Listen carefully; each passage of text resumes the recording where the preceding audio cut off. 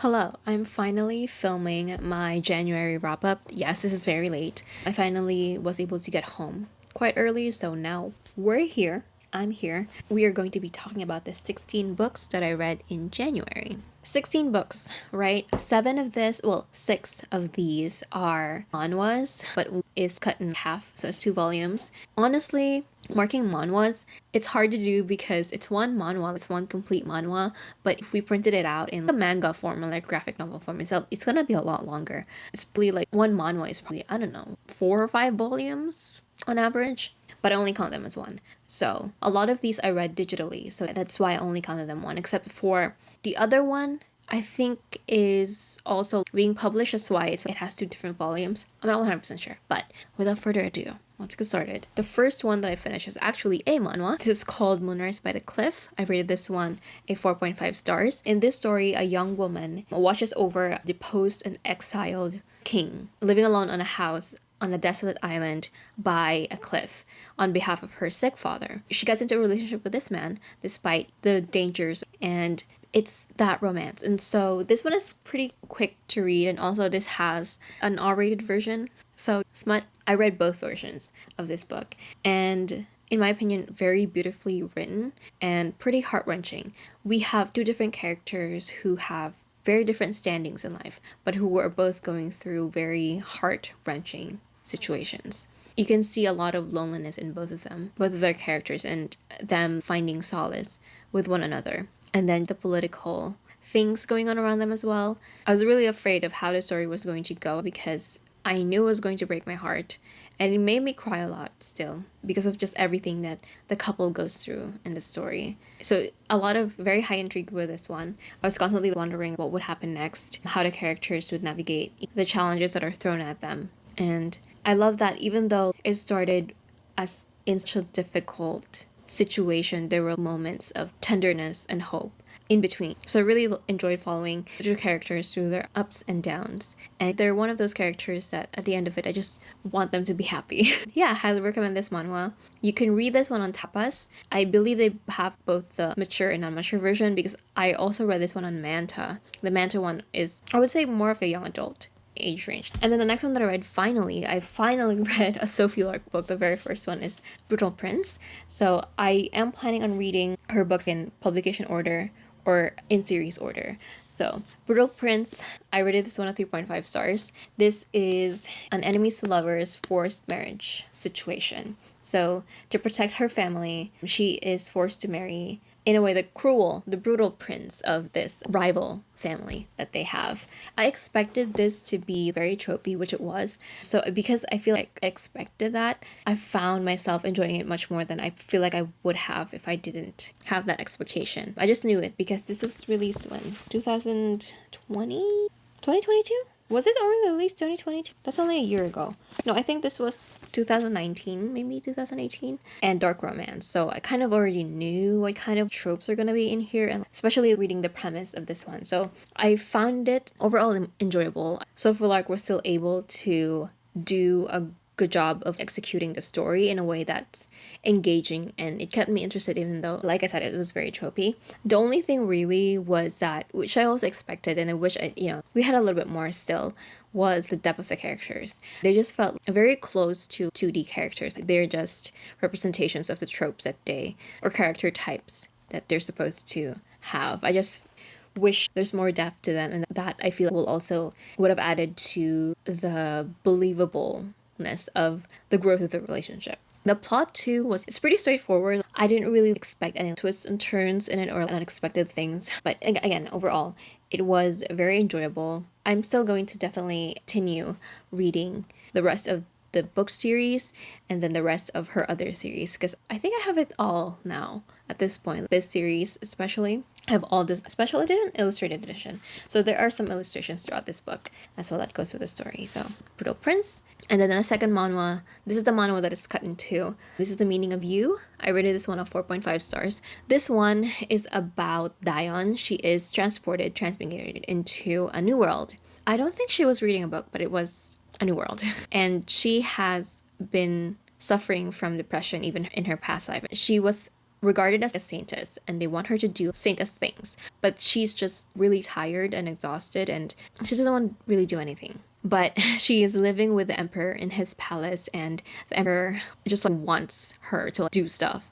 And I think from the very beginning you can tell that the emperor really likes her. He is not afraid to really show her affection. And of course, with the attention and the affection that the emperor is showing her, it's for her it's hard to resist that charm, and he is very charming. And I think for me, the portrayal of depression here is quite realistic. To read it in a character can be quite frustrating because this character doesn't really have the drive to do anything.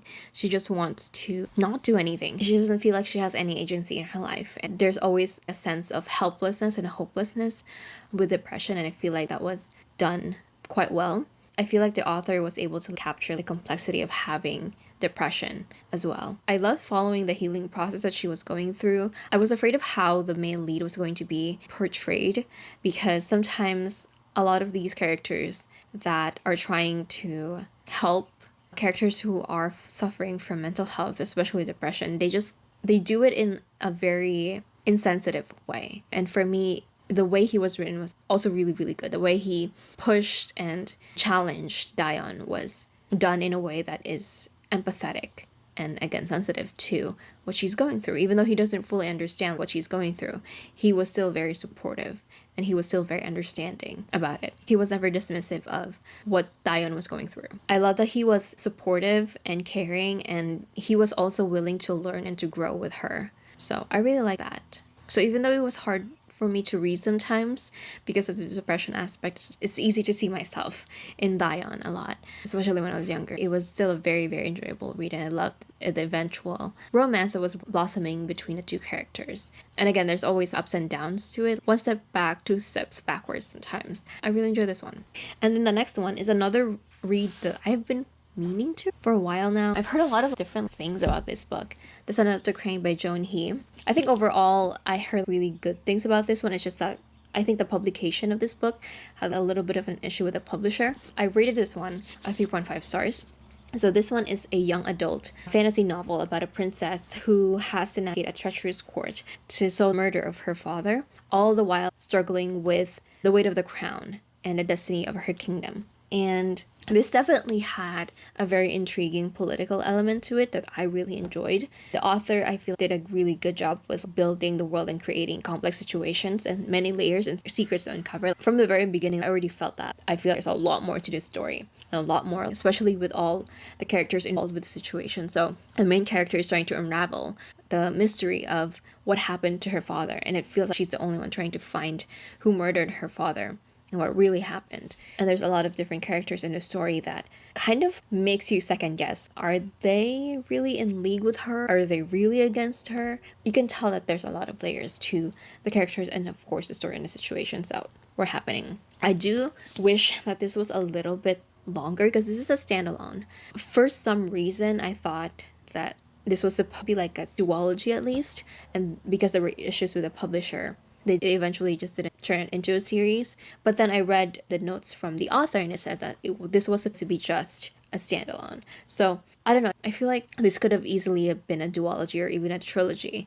I feel like there's a lot more to this world that we could have learned more about and discussed about and evolved. It just felt like there was more to explore with the characters and the world itself. And I felt there was more backstories and motivations by different people and by different groups of people that we could have explored, like I said. The ending was definitely like abrupt. It happened way too fast and like, really, really quickly, and it was done. It was like, that's it. So while I enjoyed a lot of things about this book, there were a few things that I wish we explored a little bit more. I feel like if you enjoy political thrillers and mysteries, I feel like you will enjoy this one as well. For me, I wanted more exploration of the layers that we know, that I can see, I can read, that the characters in the situation have. And then the next is another manhwa. This is Office Romance Confidential. I rated this one a 4 stars.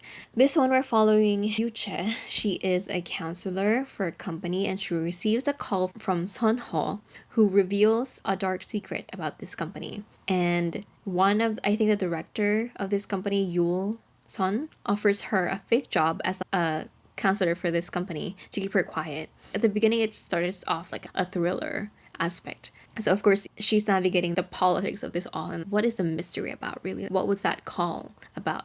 It definitely had a darker theme in the beginning, which I felt as we learned more about what was it really happened, it definitely still kept that undertone until the very close to the end. I enjoyed this one. I was very close to dropping this because I was really frustrated in the very beginning. It felt like 𝐁𝐨𝐨𝐤𝐬 was being dragged by these two characters, and she was just like, listen, I'm just trying to do my job. I don't want to die. Don't kill me. Because there's undertones of that. So I was very, very close to dropping it, but eventually I pushed through it. It was a quick read as well. So as I got to know the characters better, I found myself more invested and interested and intrigued by how their stories are gonna go. There are definitely secrets within this company and the people, the character that we've met, how we're gonna uncover it and how it's going to play out, these different pieces, how they're going to play out together. Because of the frustrating beginning chapters, I felt like there were certain elements in the story that I didn't really fully engage with, certain plot points that I didn't care about. And there were two characters that I didn't like from the very beginning that I still did not at the end. Even though I feel like it was supposed to be, oh, you can understand what was going on and you're gonna end up liking them. No, I still hate these two characters. They still are, I don't know, those two characters still to me are very selfish and very immature and very insensitive towards other people. So I still didn't like them. I did enjoy the main couple eventually, as they really got to know each other, and as you see their their dynamic with each other, I really enjoyed. So yeah, I really still enjoyed this one, even though there was a lot of frustration in the beginning of it. And then I read another manhwa, Happily Ever Afterwards. This one I rated 4.75 stars. This is very popular. So we are following a character who got transmigrated into a side character in the novel. But for this one, instead of getting transmigrated before the main events of the story, she got transmigrated after the events of the story. The novel is done. The story is done. And here, her favorite character is actually the second lead.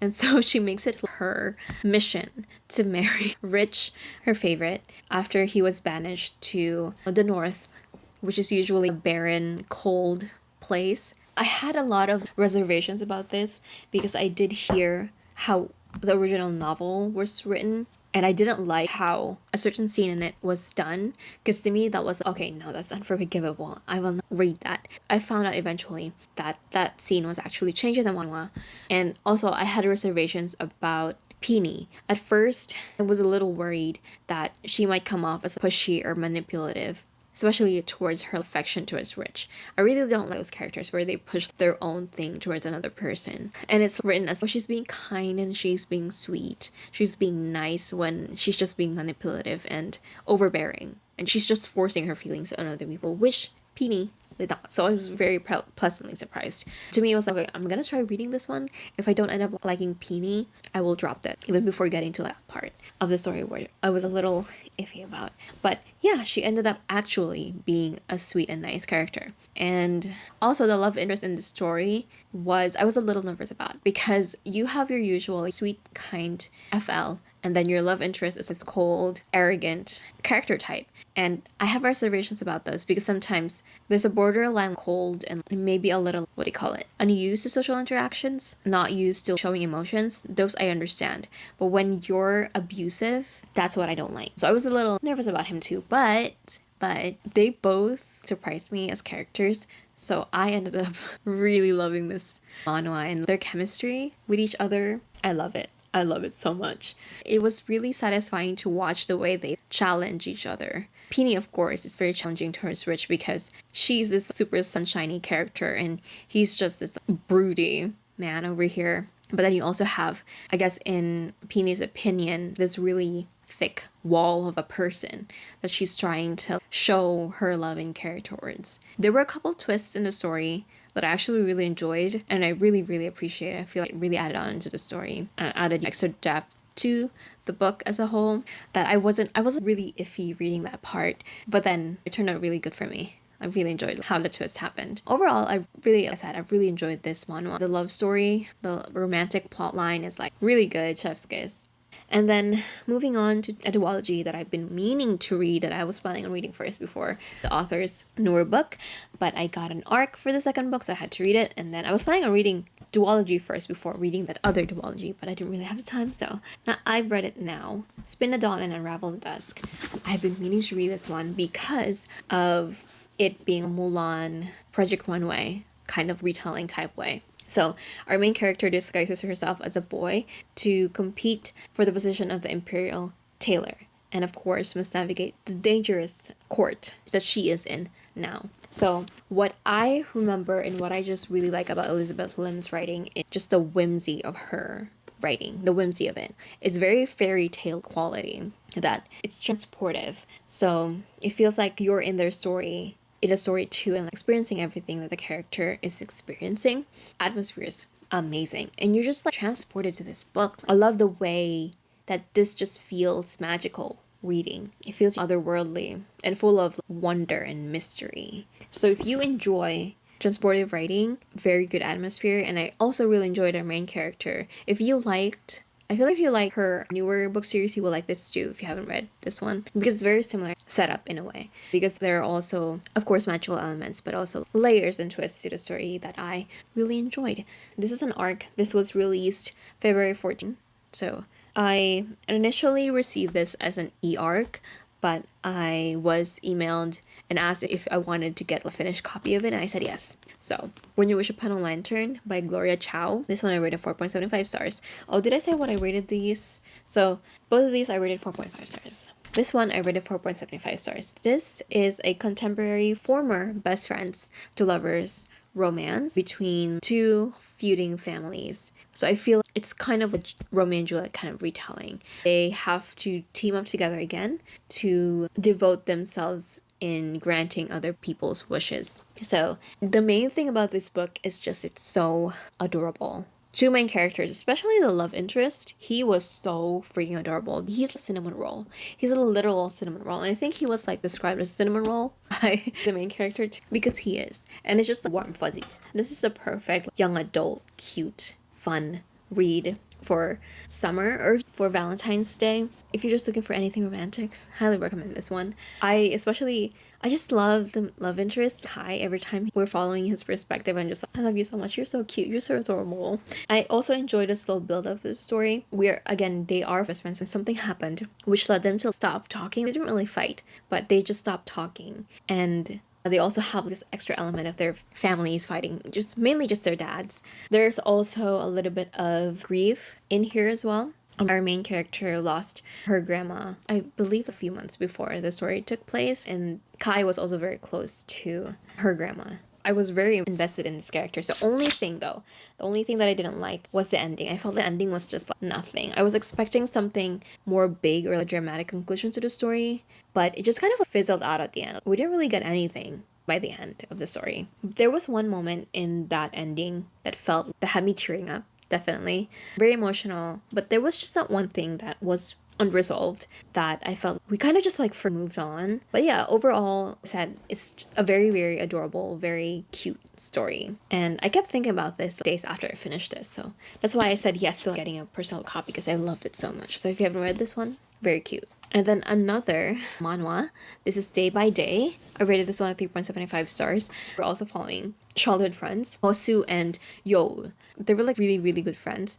But then Hosu confesses his feelings to Yeol and causes tension in their relationship, and they stop talking. And then when they go into high school, they thought they were not going to the same school, but they end up going to the same high school, and so they kind of just like having to deal with that. I would say this was a little bit frustrating. There were a lot of communication issues between the characters that would have just been resolved if they talked to each other. I still found them really endearing as characters and made me very interested to see how they were going to grow individually and together as people.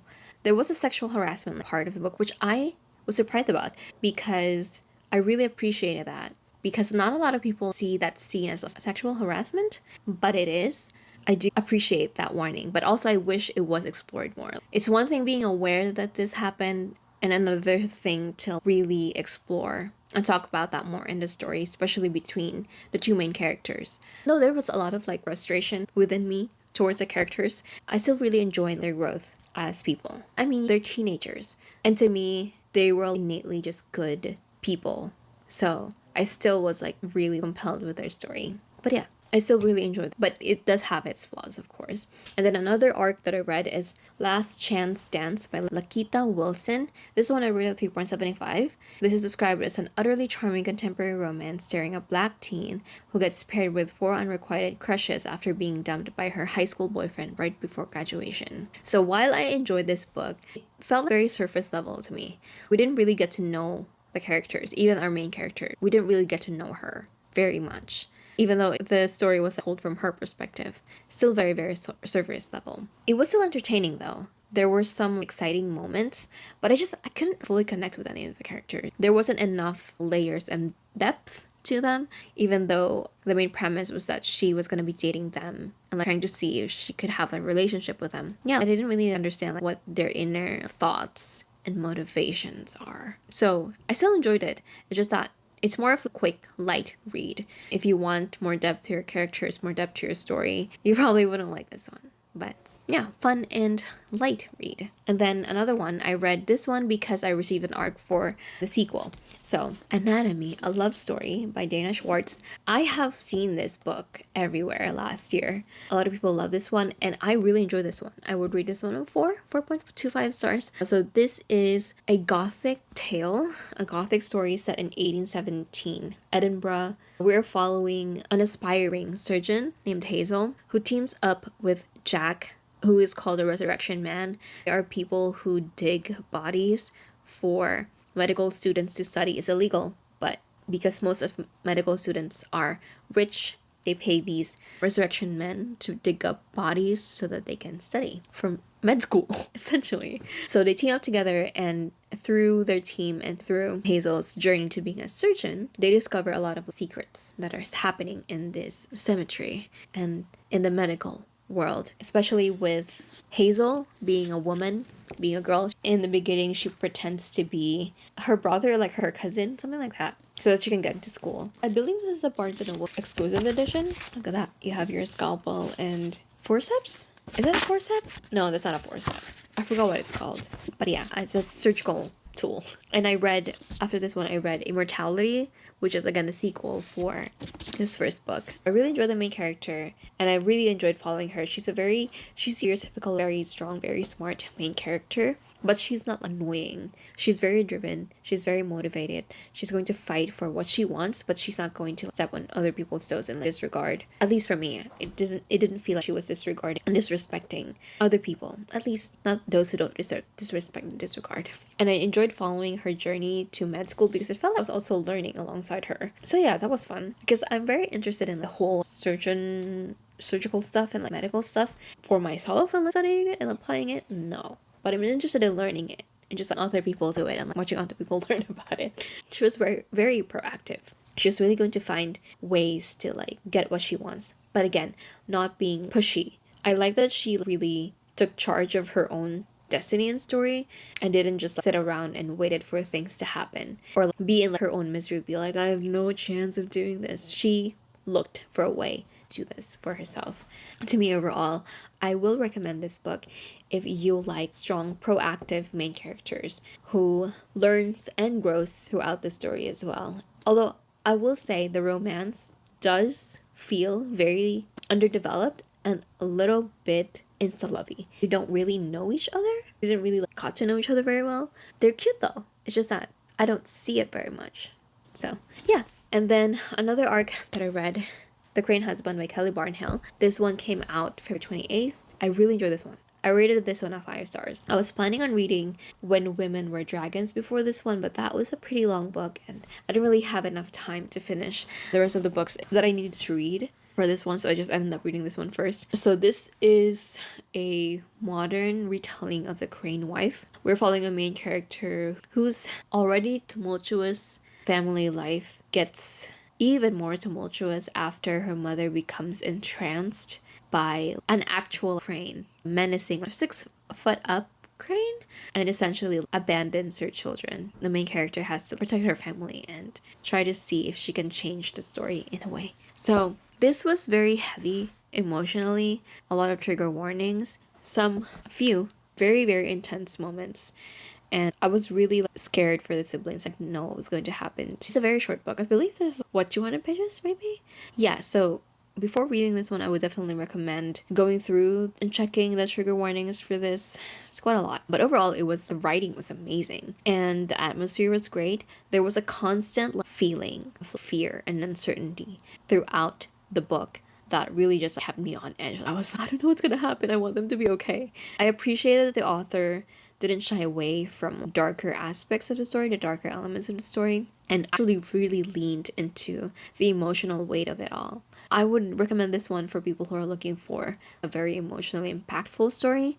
It has great writing, again, a constant sense of anxiety and fear and tension throughout the book. And just be prepared for heavy themes and difficult moments. And then the last book that I read, I need to finish. For some reason, I'm really sleepy right now. I feel like I'm used up all my energy. Nightbirds by 𝐀𝐨𝐴𝐴𝐴𝐴𝐴𝐴𝐴𝐴𝐴𝐴𝐴. I initially rated this one a 3.75. I would say it's probably more like 3.25 now for me. I don't really remember a lot from this book. This one came out also February 28th. This is a debut dark fantasy where 4 girls have the power to change the rules of their world, where the magic of women is outlawed. It says it's perfect for fans of House of Hollow. House of Hollow I loved. This one, not so much. It was definitely atmospheric. Definitely say that. The setting was, I feel, really quite well described, but I had an issue overall with the telling of the story. We had 3 main characters, but then I didn't feel we really got to know all of the characters equally. I wanted to care about all of them the same way, in the same amount in a way, but we just didn't get to know them. I didn't really get to know them. So how am I supposed to root for them and wish for them to be okay if I don't really fully know them?